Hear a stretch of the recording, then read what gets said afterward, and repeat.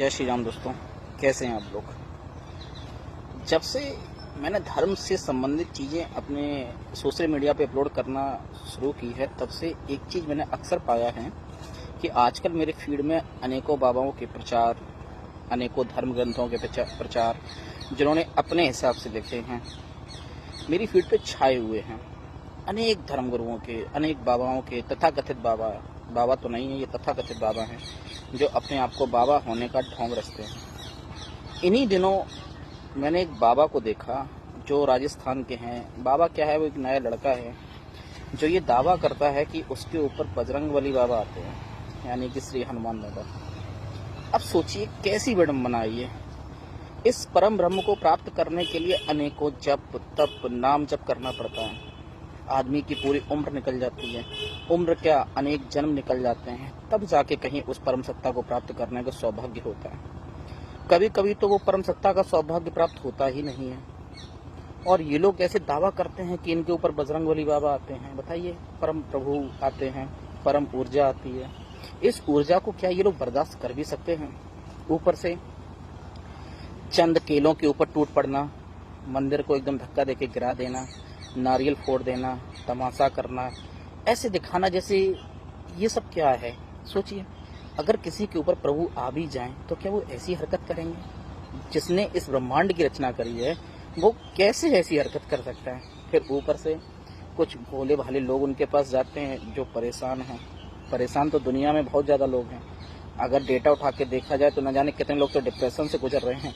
मैं एक टीचर हूँ, अगर टीचर की तुलना करी है तो सीबीएसई कहती है कि 43% जो टीचर्स हैं वो सफरिंग फ्रॉम द बेसिकली किससे जो भी डिप्रेशन में हैं। तो सोचिए 43% घर घर में डिप्रेशन के पेशेंट हैं। कुछ ऐसे डिप्रेशन हैं जो अपने अंदर से ही हैं, पता ही नहीं चलने दे रहे हैं। तो अब आप सोचिए कि ऐसे लोग जब उनके पास जाते हैं अपनी समस्याएं लेके, तो वो ऊल जलूल उपाय बताएंगे। ऊल जलूल क्या कि जाइए ये कर लीजिए, मुर्गा खिला दीजिए, बकरा कटवा दीजिए। सोचिए, प्रभु ऐसा कभी चाहेंगे क्या किसी को मुर्गा कटवा दो, बकरा कटवा दो? बताइए, उनके ही सभी जीव जंतु हैं, उन्हीं को वे काट के उन्हें बताओ अर्पित कर रहे हैं। अगर उन्हें ऐसा कभी चाहिए भी होता कि प्रभु उन्हें मुर्गा वगैरह चाहिए होता तो तुमसे क्यों मांगते? जो इस दुनिया को सब कुछ दे रहे हैं उन्हें तुम क्या ही दे पाओगे? या जाइए कुछ पैसे चढ़ा दीजिए। ठीक है, पैसा एक साधन होता है ताकि जो मंदिर का रखरखाव का कार्य होता है, वहाँ कुछ लोग जो काम करते हैं उनका जीवन यापन चल सके। प्रभु को थोड़ी ना आपके पैसों की आवश्यकता है। फिर 50 रुपये चढ़ा के तुम 5 लाख की डिमांड कर दोगे। भगवान भी हंसते होंगे कि कौन बेवकूफ़ है ये जो 50 रुपये चढ़ा के 5 लाख मांग रहे हैं।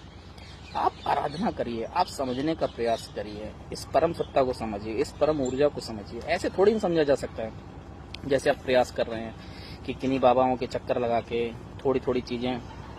आप थोड़ा पढ़ना चालू करिए, ग्रंथ पढ़िए, वेद पढ़िए, रामायण पढ़िए, महाभारत पढ़िए, तब जाके आपके थोड़े बहुत विचार बनेंगे। फिर थोड़ी थोड़ी समझ बनेगी कि इस परम सत्ता को कैसे प्राप्त करें। फिर आप समझेंगे ये जीवन क्या है, आप क्या हैं, ये ब्रह्मांड क्या है, आप यहाँ क्या करने आए हैं। तब समझ बनती है, तब आपके जीवन में जो भी क्लैरिटी आती है वो सब पता चल जाएगा। आपके जीवन का उद्देश्य क्या है ये सब पता चलेगा। तब जाके कहीं आप प्रसन्न रह पाएंगे। दूसरे से द्वेष, अहंकार, ऐसी चीजें आपके अंदर से निकल जाएंगी। फिर जाके परम सत्ता की प्राप्ति होती है। एक लोग मुझसे प्रश्न कर रहे थे कि अगर तुम्हें ईश्वर मिल जाए तो तुम क्या मांगोगे। हालांकि इस तरीके के प्रश्नों के उत्तर क्या ही दें है, ये तो कहते नहीं है कि ना समझी है, इन प्रश्नों के उत्तर क्या दें। अब जरा आप सोचिए, इस तरीके के प्रश्नों के उत्तर अगर दिए जाएं तो क्या ही दूं मैं, क्या ही कहूं। अगर कोई प्रभु मुझसे मिले और मुझसे पूछे क्या मांगोगे, अब सोचो जब प्रभु ही मिल गए तो मांगने की लालसा है, और अगर मांगने की ही लालसा है तो क्या प्रभु मिलेंगे? आप सोचिए, अगर भगवान हैं और वो आपसे कहें क्या मांगोगे, अगर जब तक आपके अंदर ही मांगने की लालसा रहेगा तब तक आप ईश्वर को भूल जाइए। ईश्वर आपके सामने तो क्या, ईश्वर आपके सपने में भी नहीं आएंगे, ईश्वर की परछाई भी आपके ऊपर नहीं आएगी जब तक आपके अंदर मांगने की लालसा होगी। जब ये सारी चीजें आपके अंदर से निकल जाएंगी, सारे विकार निकल जाएंगे, तब जाके वो ऊर्जा कहीं महसूस होगी, तब जाके आप ईश्वर के पास जाएंगे।